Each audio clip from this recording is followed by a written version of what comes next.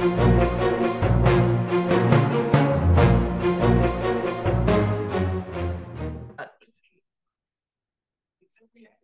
everyone, and welcome to the show, the Paleopost podcast. On this show, Genevieve and I will be reviewing some of the most important, new, and exciting topics relating to paleoanthropology and anthropology in general. Each week, we'll be going on air to help teach and educate science as it is being done. So get ready, because your weekly Paleopost is incoming. Woohoo! Here we are again. I know, this time of week is just so exciting for me. I get to talk about my favorite topic with such an amazing co-host, and it's Oh, just, it's fun. It's fun. it is. Oh, I agree. It's like I totally look forward to it too. And I often think we're so lucky that we work in a field that people actually want to hear us talk about our stuff. I know. I don't work in the field currently. I work Yeah, as an educator, which they do let me talk, which is great, yeah, yeah. but it's not about what I want all the time. I know, I And so know. to get to do that, it's just a pleasure. And, like you said, that people actually want to listen to what we have to say and enjoy it. Yes, And in my I opinion, know. most importantly, learn from it Yeah, is just, it it makes it fills so the worth cup. it. Yeah, It right. does. Like, doesn't It it makes just it fill so your worth cup? it. Yeah, yeah. Because, guys, you haven't heard us say sponsored by or anything No, like that, because there isn't sponsors. We don't make any money from this. We do it purely because it is fun and we want to. yeah, and just And for the love of it, yeah, and again, I think we've sort of talked like this belongs to everybody. Like it's beautiful because we're talking about the common history of humankind. Like we're not talking about boundaries and borders and modern conflict. You know what I mean? Like it's really cool because this literally everybody it resonates with because this is for all of us. It's one of my favorite things about studying the Paleolithic. absolutely. And we've got new stories today that are just fascinating, because if you haven't hopped on the train yet, there's just so much going on every week Mm-hmm. that we have so much to talk about. And we did have I'll be honest, we did have a little trouble this week finding topics, but that's okay, because Yeah. this is episode Is five, it five? I think it's number four, five. I think it's five. five. I feel like it's So five. we've covered a lot of very recent news, Yeah. and we'll be Yeah. covering news as it breaks. Yeah. But if we Yeah. cover some old things, that's okay. Absolutely. Well, and also, I mean, again, I think we talked about this a couple of weeks ago, but like this is often field season for people. So people are out Exactly. making the new news right now, Exactly. while we're here talking about it. So there's certain seasons of the year, I think, when there's just a lot that comes out because people, they do their work, then they have to come back, they got to, crunch their data, write things up. There's like sort of a certain almost like cadence or rhythm to like how long it takes academic research to kind of work its way through the pipeline. So there's certain times of year, it often seems like spring, that there's more like things start to get announced. And so it's probably just sort of a timeline thing based on, from research to paper, how long does that take? And oh, I should warn our listeners today that my tiny Homo sapiens are at home with me. They have been appeased with food offerings, and I have given them highly valuable cultural artifacts to hopefully propitiate them and keep them from raiding the kitchen where I am right now. But it is entirely possible that they may show up. And if so, we will manage because, this is also their collective history too. Absolutely. Absolutely. So if you hear any noises in the background, Yeah. Yes. you're not hearing Any things. any primate calls. All right. So Okay. You're let's gonna start. You've start. got a cool, really old Yes, story for us. I let's love it. start with a story that came out, I think this last week. Let's see. I happened to have the wrong article up. Give me one quick moment so I can reference it properly. So yes, it came out August 10th. So last week. Yep. Um, I'm sure you guys have heard of Atapuerca and the site where there are, I'm not exactly sure on the number of individuals that have been put in the what's referred to as the pit of bones, or is it the Yes, cave Cima of de la, bones? yeah, no, Pit of Bones. It's Cima de Pit of los bones. Huesos, which is the Pit of Bones. Yeah. Okay, pit I of think bones. Yeah, at least 28. I feel like it could be even yeah. more, but it's at There's least at 28. least 28. There's an astounding number, It's which amazing. it's interesting. I mean, I don't want to make any digs right now or anything, but just referring quickly to a lot of the controversies going on with Homo naledi. Um, it's often said that Naledi in that site is the first site of its kind with so many individuals. Yeah. It's not. We have the Pit of Bones, even, Yeah. and the first family as well, and a few other fossil localities. But anyway, Pit Yeah. of Bones. Well, yeah. Yeah, what were you gonna say? No, I was just gonna say, but no, I think it's a good point though, which is that I think it speaks again to what else is out there waiting to be found, because the Pit of Bones is not Homo sapiens yet, right? This is also Exactly. pre Homo sapien. Exactly. It is they what we believe there to be is Homo heidelbergensis, Hmm. which is a species that was the common ancestor between Neanderthals and Homo sapiens. Hmm. However, not to get too deep into speciation and morphology and things like that, but certain researchers, such as Chris Stringer, are kind of shying away from the Heidelbergensis title and more calling them basal Neanderthals because maybe we don't need a whole separate species. And anyway, Yeah. deeper in the Pit of Bones, there's Yeah. further layers where they actually found another species. I And didn't know that. That's amazing. right? And so Yeah. this, not right in the Pit of Bones, actually, excuse me. Okay, So just nearby. there's Cima de los Huesos, and this Yeah. is I'm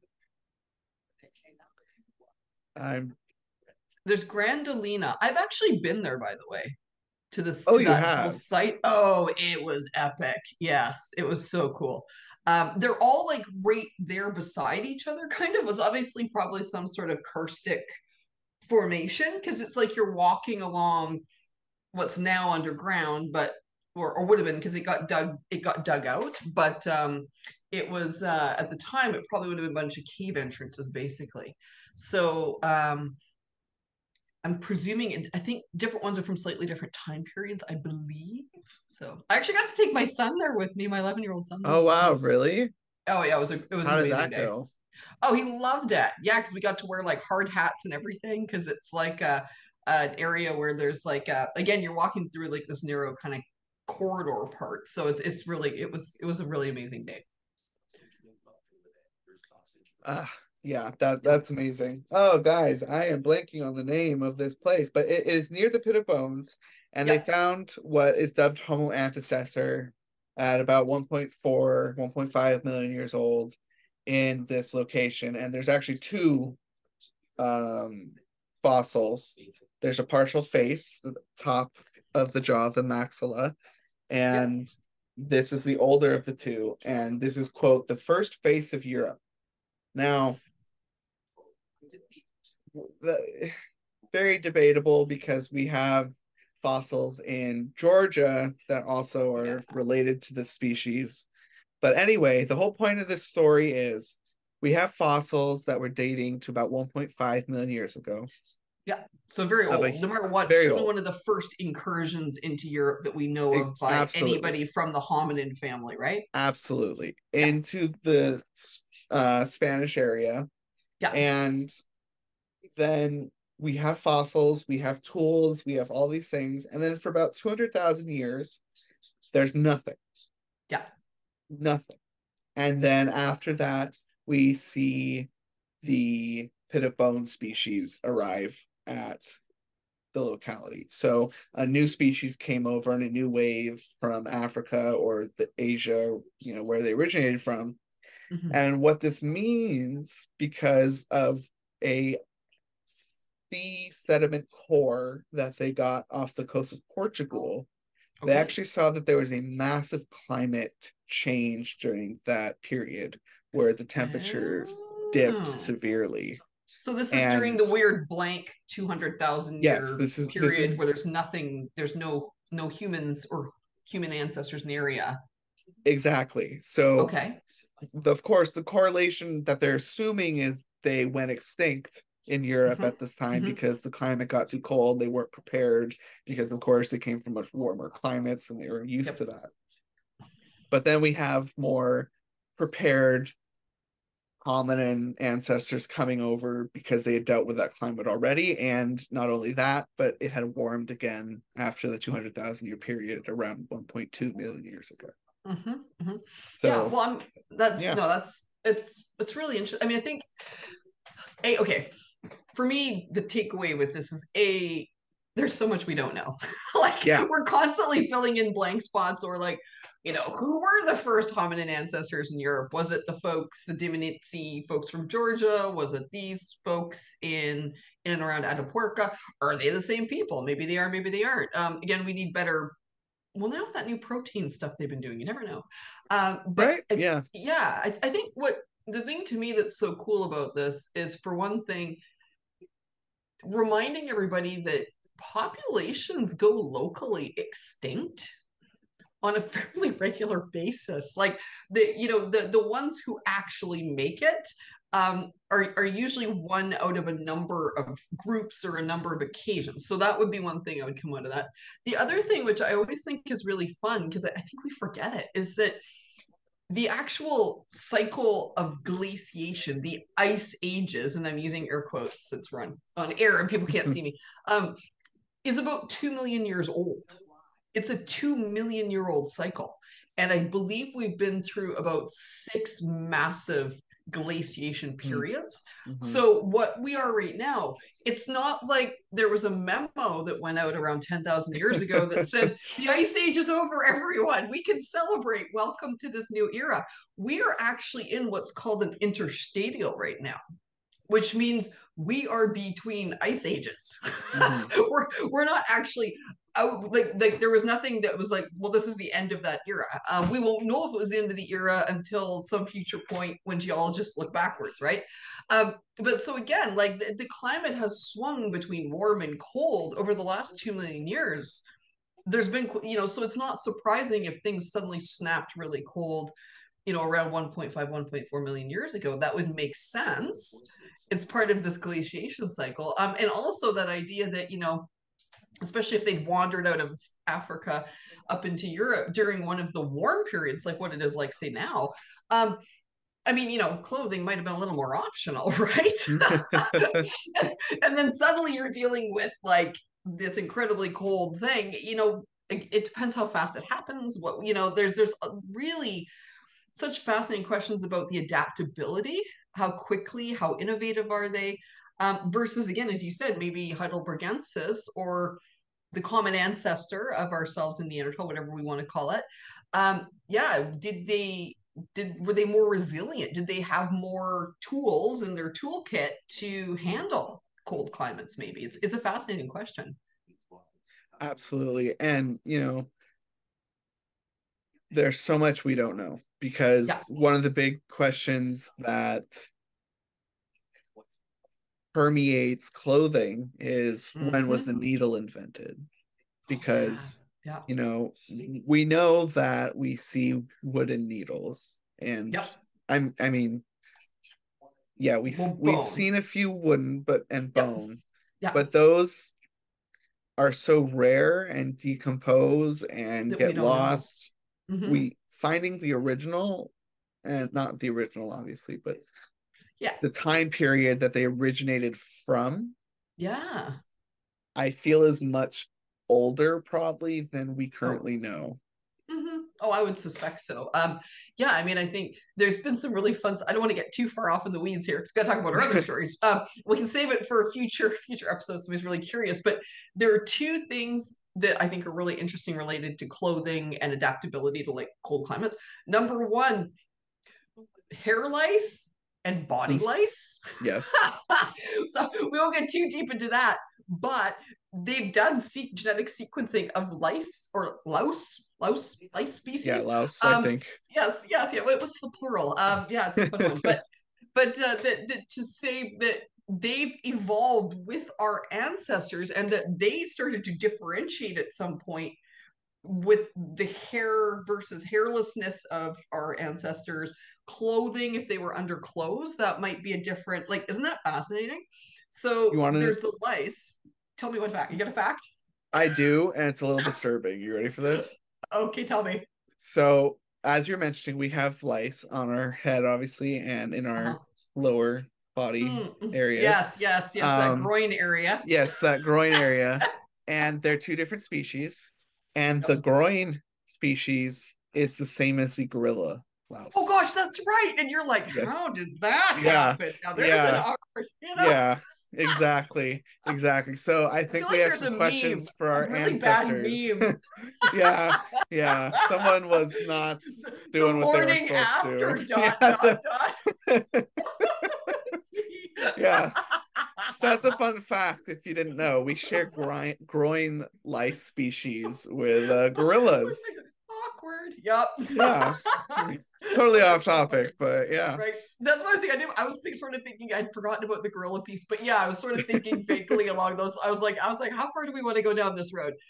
It is Friday at least, so there we go. Maybe something to think about for anybody Yeah, heading out for the something for your weekend. weekend, stay make away from make good gorillas. choices.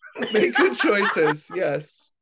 Unlike our Yeah. ancestors. Exactly. Yes. Oh my gosh, that's so funny. So, the other thing I was going to say though was the physiological changes in feet that can be documented that started to happen after regular footwear was being worn. Right. I've read Right. some neat stuff about that too. And again, I don't want to get too far off topic, but the idea that there was a point where our ancestors were wearing foot coverings regularly enough that it actually started to alter the way our toes spread. So, I mean, again, like, isn't that crazy? Like, if you really think about these tiny clues that we can use to like rebuild lives. Like that's Absolutely. I think that's what's so fun about this, right? Like, we don't have pyramids like you Egyptologists, but we have to do it the hard way. Yeah, Oh, sending love absolutely. out to all my Egyptology friends. But yeah, like I think that's what's so fun. Well, and speaking of glaciations and rebuilding worlds and like things using like these tiny little pieces of data, I'm gonna shift us to the other side of the globe now to talk about the ice-free corridor during the late Stone Age Paleolithic period in the Americas. And here, what I loved about the story, so the ice-free corridor, I'm repping Canada today because this is a story from Alberta. Whoop whoop, or hey Canadians, eh? I'll throw an A in there. Try and say a boot or something. But Oh, you just did it. There you go. I'd see, right? So, I mean, I can do it. I can do it. I'm not from the part of Canada where they have like the really strong accents, but I can put it on if I need to. But so Alberta's actually a really key. So Alberta's a province in Canada that's between Yukon and Alaska. It's below Yukon and Alaska, above. I feel like it's above the Dakotas. It's somewhere like right in there. And what it was is it's called the ice-free corridor, which one of the big questions is that during the last ice age, there was a huge sheet of ice that covered much of Canada, and basically the whole Canadian shield. Like it was just this huge chunk of ice splat down on the middle of North America. But of course, there were these corridors that would open up that ran north to south that allowed people to move through. And so traditionally, with all the old Clovis stuff, everybody was sort of looking towards the land only and weren't looking again towards things like people can totally float down on boats beside the continent, right? Like they're not stuck only using ice-free corridors. And so this was where again I think the data and the whole field is moving towards an idea that there was probably repeated waves of people moving in and moving back out of the Americas, and so shifting in and out and all around. But the ice-free corridor is definitely a thing, which is that when it would come to a slightly warmer period, areas would open up and you could then go move through them. And there's this area that is between, like I said, it connects Yukon, Alaska with the Dakotas through Alberta. And what they were just measuring at some of these sites, they were using this really cool new tool. It's a portable XRF. So it uses fluorescent X-rays. And what it's doing is it's actually measuring the chemical signature of the item in front of it. So in this case, I've seen portable XRF also used on cave paintings, by the way. So looking at pigments and chemical signatures. So what elements are in it? In this case, though, they were using it for obsidian tools. And so obsidian is volcanic glass.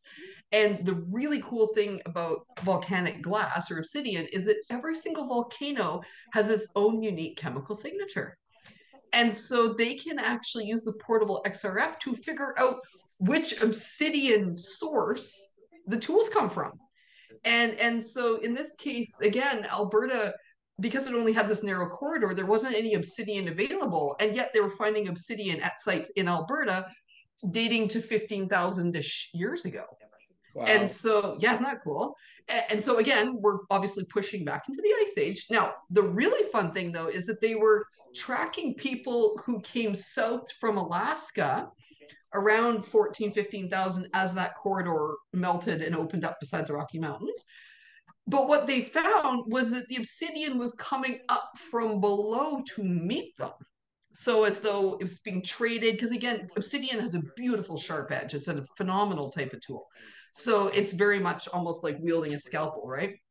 And so very, very valuable, but there was none there. So basically folks from the south are bringing up and bringing it up into Alberta, and they're thinking there might also been genetic admixture. So also, of course, people are intermarrying and sort of trading and doing all these things. So at 15,000, there's already people living below coming up, bringing the obsidian with them as sources. And then this is also happening at 13,000, 12,000, 10,000, all different places. As different things melt, it opened up new obsidian sources. And then that's where they were getting it from. It's really neat. So literally rebuilding the interactions of cultures and tool trade, because again, this is almost like an exotic material, right? And also the techniques they were using to make the tools just from using these portable XRF devices. So I think, isn't that fun? I love that story on so many levels, but I'm such a, I mean, that's always the joke, right? Is that my big mission in life is to bring the space age to the Stone Age. So I love using. I love that phrase. Isn't that the best? I love that phrase. Yeah. Absolutely. So yeah, it's just the best. So I think takeaway message from that is just there was already people happily living below the ice sheets pre 15,000, which is not surprising, but it's a nice yes, as we would have expected. And that they think they came from the Pacific Northwest region, by the way, which is where I live. So whoop whoop. So repping the Pacific Northwest out here. And then also that idea that, again, using tools and this amazing device to literally backtrack to, oh, this came from the sun, this obsidian source on the side of this mountain. Is such an incredible level of precision, isn't it? Yeah.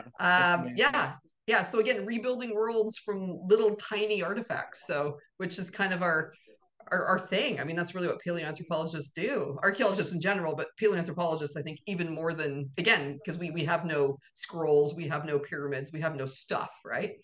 Right. So we have to get really creative. So, and then of course, speaking of small things, let's talk about genetic material. Ooh, what do we have up our sleeves?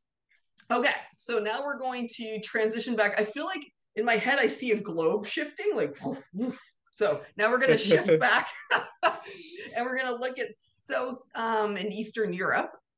So much later than your story from Spain, but really cool genetic study that came out in the last couple of weeks, where I believe it was 56 individuals they were able to sequence from like the late Paleolithic to the early Neolithic. So let's say between 15,000 and probably about 6,000, 7,000 years ago. So that's kind of, so again, for listeners who aren't completely sure, usually the line is drawn in the sand around 10,000 years ago. That's normally considered to be the transition between the Paleolithic, sort of like the Stone Age, and the Neolithic, which is like the new Stone Age. and then that 10,000 line in the sand, which again is a little arbitrary and very much varies from place to place. But that's usually the point at which they start talking about the Holocene, because the ice sheets are melting, the world is changing, agriculture is being introduced into Europe. So it's like not only is the world changing, but the way of life is changing. And with the changing way of life, you start to see a change of culture that sort of comes with it. So that's kind of the whole, that's what's going on here. And so really great study using genes in a way to map the movement of people. And of course, with the movement of people comes the movement of ideas, the movement of culture. And so they were looking at this whole area in Southeast Europe, sort of over into the edge of Eurasia, looking up into, I think, sort of Russia, Ukraine, that kind of Eurasian part as well, around the Black Sea areas like that, because it's not as well known. And so the folks who traditionally live there are often called the Eastern hunter-gatherers, genetically speaking, and they were all kind of somewhat related. And then there's the Western hunter-gatherers, who are the folks from the other side there. And then at various points, there's been glaciers kind of running down the middle of Europe, basically along the Alps and stuff like that, kind of blocking the East and Westerners. But then they often would, their little genetic material would run across the Alps whenever there was a warm patch. So, there was definite, we've sort of seen before that there's movement from east to west and west to east at various points. This is though looking at kind of like what was happening towards the end. So in some cases, like the Balkans, they can see quite an early entry of the first farmers from Anatolia, which is in Turkey, and then from the Fertile Crescent around Mesopotamia. Interestingly, my mom's family is part of that group, which was that they were a bunch of slow pokes. They hung around in the Middle East for a long time, and they were part of that first group of early farmers who entered Europe at the end of the Ice Age. I was sort of disappointed as a paleoanthropologist because I wanted to be there already. But my dad's side of the family, though, did. My dad's side of the family were very early entrance into Europe. And so but they swung through Asia and managed to pick up some Denisovan DNA along the way. Oh, wow. I know. So I actually have. I actually was like 2.5% Denisovan on my dad's side. Amazing. The last time I did a DNA test, they were not testing for Denisovan. So see, this was Nat Geo. I did it with Nat Geo. It was really fun. I did that one for my mom. Yeah, but I don't think they were testing with that yet. So. Yeah, I was like, it was a while ago. Denisovan. Yeah, that was like right towards the end of that genographic project. It was really cool. So they also tested me to see if I had the risk taker gene, because they were curious if the Nat Geo explorers were like more likely to have and I did. Which probably explains why I don't mind stuffing myself into caves. But isn't that a funny study? So we did like a sort of mini thing with the genographic project. But so in this case, lots of intermingling of early farmers, which kind of matches again with the idea of agriculture entering Europe. And that's kind of, so again, but the farming doesn't always, like sometimes the farming ideas moved in front of the people. So again, you can see if you've got the artifacts and the genes, you can see how well it lines up and matches. And so different places, things were happening at different time periods. Sometimes it was more trade or word of mouth. Sometimes it was physically people moving into the area. But there was one area, I mean, really cool study, so much we could talk about. But the one thing that intrigued me about this from the point of view of my interest in culture, symbolic behavior, trying to better understand Paleolithic art and things like that, was that they discovered there was an area sort of up around the Black Sea, Minsk, into the Ukraine and up into Siberia, where the hunter-gatherers that were there from the late Paleolithic lived in isolation for another 4,000 years up there. Now, this is genetic isolation, so meaning that they were not interbreeding with anybody else. They were hunter-gatherer stock, if you will, for another 4,000 years before they actually interacted with other folks. So I thought that was really interesting. Not even just from, I mean, the genes part is cool, but I'm always kind of looking at it from my perspective of, well, how can I learn more about something that's really hard to learn about? But I'm intrigued to wonder if there would be sort of cultural and symbolic continuity in those cultures that came down from the Paleolithic, like sort of this is the descendant culture of the hunter-gatherers from the Paleolithic, as opposed to being a replacement population who came in. So I would be Right. very intrigued to see what sort of artifacts they were creating and what sort of like geometric signs they were using, and Absolutely. how Yeah. much crossover there could be. So from my point of view, that's probably the thing that really intrigued me about that study, is I'm always interested in how genetics can almost like support us better. Again, it becomes a tool to help us rebuild the world, so we can Yeah. figure out what people we're talking about, and then therefore what culture are they likely to have. So Which, there's my like deep thought for the day. exactly. And like we've been talking about, and you've mentioned a few times, like looking into a room through a keyhole Yeah. and you're trying to rebuild Yeah. what you see. Yeah. And, So that's the goal. That's always the right, goal. 100%. So yeah, I mean, I think, from the point of view, like tools like portable XRF, 100% very handy, all these sorts of things. But I really believe, like, truly, like, genetics, ancient DNA studies, paleo genomics, all of that stuff, it's a game changer, because Absolutely. it allows us to see that world at a whole different level. And yeah, I'm always so excited anytime there's a new story that comes out, because that really starts to fill in some blanks, if you know what I mean. Absolutely. And Yeah, isn't that the fun part? exactly. I mean, that's, well, come on. I mean, literally, we all, I think anybody who goes into this field likes mysteries. That's what it is. It's like a treasure map, but our treasure's not gold, right? Yeah, Our treasure is like exactly. ancient human knowledge. Exactly. Our treasure is knowledge of, Yeah, yeah. it's the And I true wouldn't treasure, have in it my any other opinion. way. Exactly, No, exactly. I wouldn't have it any other way. absolutely. But, I think this is a great place for us to cap off this Yep, episode. It's been an absolute blast as usual. you bet. And I hope everyone enjoyed it and learned something. And again, guys, if you see something in the news, Genevieve and I are only human. Genevieve is an extremely, incredibly busy person. I have my own stuff going on. We miss things. We're not going to Yes. see every story that Yep. pops up in the news. So if you see something that you want us to talk about, send it over. We'll, research it a bit so we know what we're talking Yep. about, and then we'll discuss it. And Absolutely. that way we can involve you guys a little more and it'll be fun. So Yep. contact us in That's any way that you can. And yeah. Yep. Well, I mean, that's why we're here, right? I mean, that's the whole point. I mean, wasn't that the joke? Is that how to make you the most interesting person at a dinner party? That's the goal. Exactly. Exactly. So if you want to Fun be that knowledge. person, Yep. ask, let us know.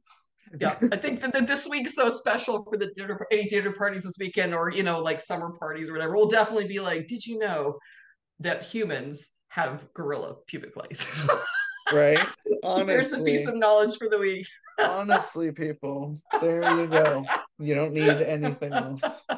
Nope. All right, Awesome. Have a guys. wonderful week. Yes, have a wonderful week. With that,